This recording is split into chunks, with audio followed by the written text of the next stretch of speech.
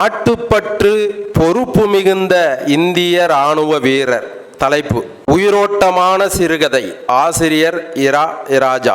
படித்தாலும் படிப்பதை கேட்டாலும் கதைக்குள் உலாவும் கதாபாத்திரமாக மாறிவிடுங்கள். படித்தாலும் படிப்பதை கேட்டாலும் கதைக்குள் உலாவும் கதாபாத்திரமாக மாறிவிடுங்கள். மிரட்டுகின்ற மிரட்சியான இருட்டு, மனித நடமாட்டம் இல்லாத நிசப்தம், நள்ளிரவில் வெண்ணிலவை மறைக்கும் கருமேகத்தை துளைத்து இருளை விளக்க நினைக்கும் இருட்டில் மின் விளக்கில் மிளிருகின்ற கடைக்கோடி தூரத்தில் ஒரு அழகான வீடு. வீட்டின் வாசலில் கண் சிமிட்டும் விளக்கின் ஒளி கீற்றில் சிறகடித்து மகிழ்ச்சியாக கண்ணாம்பூச்சி விளையாடும் வீசல்களை, இருட்டிலும் இலக்கு தவறாமல் திட்டத்தோடு வட்டமிட்டு வேட்டையாடும்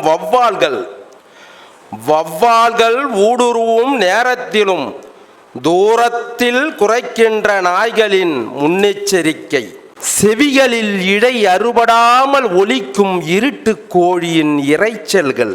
வீட்டின் முற்றத்தில் இருக்கின்ற ஒரு ஜன்னலின் கதவுகள் திறந்து வைக்கப்பட்டு தடையில்லாமல் சுழன்று வரும் சுதந்திர காற்று அனைத்து உயிர்களையும் தழுவி உள்புகுந்து உலாவுகின்ற காற்றுக்கு எப்படி ஓய்வில்லையோ அதுபோல் வீட்டுக்குள் உறங்காமல் கண்விழித்து தான் ஈன்றெடுத்த பெண் குழந்தையை மடிசாய்த்து ஆண் குழந்தையை தலைகோதி அவர்களின் ஆழ்ந்த உறக்கத்திலும் தான் மட்டும் உறங்காமல் தன் கண்முன்னே தொலைக்காட்சி பெட்டியில் நிற்காமல் ஒலிக்கின்ற அலைவரிசை செய்திகளை கேட்டுக்கொண்டே கைபேசியில் கையில் சுமந்து மூடாத இமை விரித்து தடம் மாறாமல் விழியை நிலைநிறுத்தி இந்திய இராணுவத்தில் பணியாற்றும் தன் கணவனின் அழைப்பு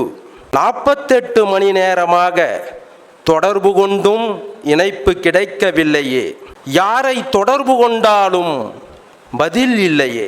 24 மணி நேரத்துக்கு முன் மனம் விட்டு பெரும் மகிழ்ச்சியாக பேசிய என் கணவர் கேட்க கேட்க இனிக்கின்ற சொற்களை சூறையாடிய என்னவர் என்னுடைய இதயத்தில் ஊடுருவி மெய்மறந்து வாய்விட்டு சிரித்த அந்த நொடி, என்னுடைய இதயத்தில் ஊடுருவி மெய்மறந்து வாய்விட்டு சிரித்த அந்த நொடி, எதிர்முனையில் கேட்ட குலை நடுங்கும் பயங்கர சத்தம், துண்டிக்கப்பட்ட கைபேசி இணைப்பு, நடுநடுங்குகின்ற உடலில் என் கட்டுப்பாட்டை